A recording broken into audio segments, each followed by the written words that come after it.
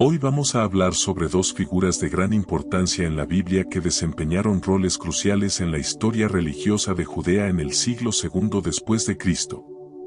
Estas dos personalidades jugaron un papel fundamental en ese momento, considerando que la región de Judea estaba bajo el dominio romano y el Templo de Jerusalén tenía un papel central en la vida religiosa y cultural. Caifás y Anás emergieron como líderes prominentes en el mundo judío de esa época, y sus nombres son mencionados en los relatos bíblicos. Su influencia es innegable en la trama que llevó a la crucifixión de Jesús y en los eventos que la rodearon. Antes de continuar, me gustaría invitarlos a suscribirse a nuestro canal y activar las notificaciones para no perder ninguno de nuestros videos. La ocupación romana trajo consigo un sistema de gobierno que limitaba el margen de maniobra de las autoridades locales. Esto resultó en una relación compleja entre los líderes religiosos judíos, cuya responsabilidad era mantener el orden en el Templo de Jerusalén, y las autoridades romanas, que buscaban mantener el control político y preservar la paz. El Templo de Jerusalén, como centro espiritual y religioso de la vida judía, atraía anualmente a miles de peregrinos que iban allí para ofrecer sacrificios y cumplir sus deberes religiosos. Esto otorgaba al templo un poderoso simbolismo y un alto valor político. En este contexto de ocupación romana y tensiones religiosas intensas, Anás y Caifás surgieron como influyentes líderes religiosos. Ambos pertenecían a una poderosa secta, los saduceos, que no creían en la resurrección de los muertos y el juicio final. Su posición como sumos sacerdotes los convirtió en figuras centrales en la vida religiosa judía, otorgándoles poder y autoridad sobre los asuntos del templo. Es importante destacar que la relación entre los líderes religiosos judíos y los romanos era compleja y a menudo tensa. La ocupación romana generaba un temor constante a las revueltas y la pérdida de privilegios. Este contexto histórico es fundamental para entender las acciones y decisiones de Anás y Caifás, especialmente en relación con la prisión y el juicio de Jesús. No solo Anás ocupó el cargo de sumo sacerdote en una ocasión, como era común, sino que lo hizo en varias ocasiones, destacando aún más su importancia en el liderazgo religioso de la época. Durante su tiempo como sumo sacerdote, Anás estableció un sistema de nombramientos en su familia, asegurando así la continuidad del poder religioso. Su control sobre el sumo sacerdocio le otorgó una influencia considerable en el Templo de Jerusalén, donde era responsable de supervisar los rituales, administrar los sacrificios y cumplir las leyes religiosas. Esta posición no solo lo convirtió en un líder religioso, sino también en una figura política clave, ya que el templo representaba un centro de poder y control en la sociedad judía.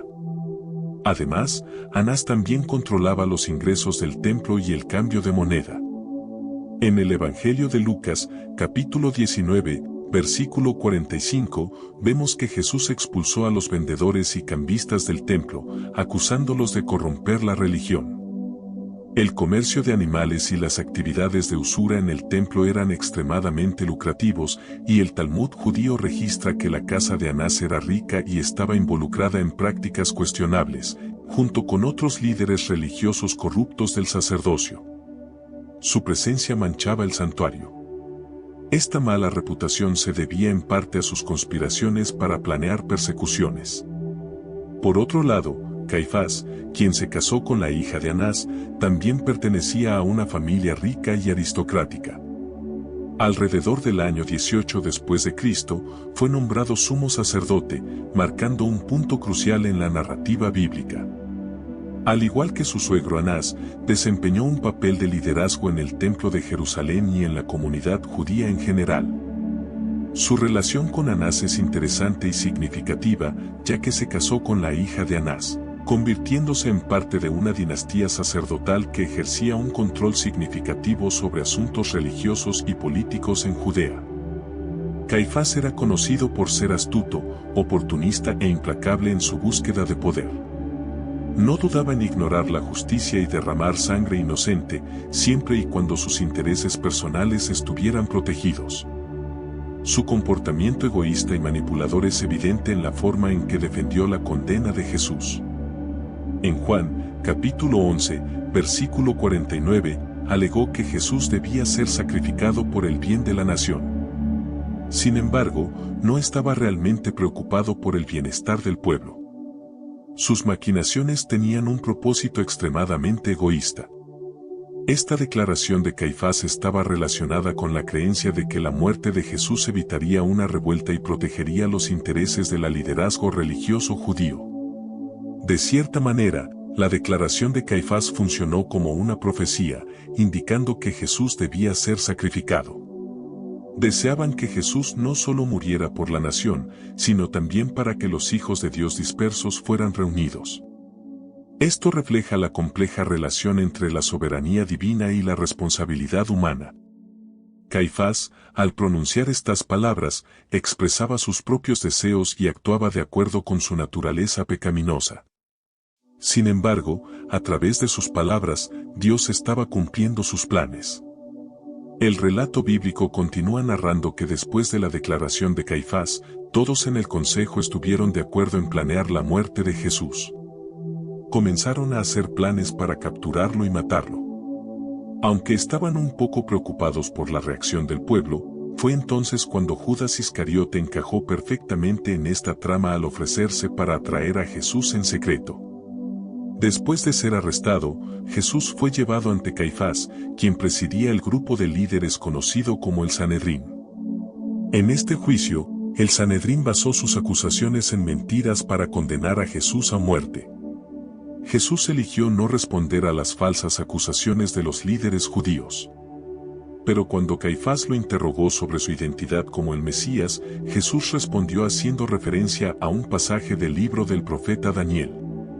Esto inmediatamente reveló la hipocresía de Caifás, quien fingió tristeza al rasgar sus ropas. En realidad, estaba satisfecho de haber encontrado una base para condenar a Jesús. Con la decisión del Sanedrín de que Jesús merecía la pena de muerte, fue llevado al gobernador romano de la región, Pilatos. En ese momento quedó claro que Caifás y los otros líderes judíos estaban decididos a ver a Jesús crucificado. Es importante destacar que Anás y Caifás sentían envidia de Jesús y desempeñaron papeles activos en la decisión de acusar y condenar a Jesús a muerte.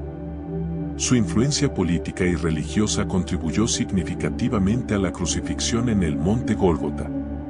Después de la resurrección de Jesucristo, Caifás se negó a aceptar las evidencias de que Jesús había resucitado. Por esta razón, encarceló y trató de matar a Juan. Además, Caifás participó en la muerte de Esteban y autorizó a Saulo, que luego se convertiría en conocido como Pablo, a perseguir a los cristianos en Damasco. Caifás desempeñó un papel importante en la persecución de los seguidores de Jesús, considerándolos una amenaza para la autoridad religiosa y política de la época. La tumba de la familia de Caifás fue descubierta accidentalmente por trabajadores que estaban construyendo una carretera en un parque al sur de la antigua Jerusalén. Los arqueólogos examinaron el sitio y encontraron los restos de 63 individuos. La tumba más ornamentada tenía la inscripción del nombre José, hijo de la familia de Caifás. Este era el nombre completo del sumo sacerdote que arrestó a Jesús, documentado por Josefo.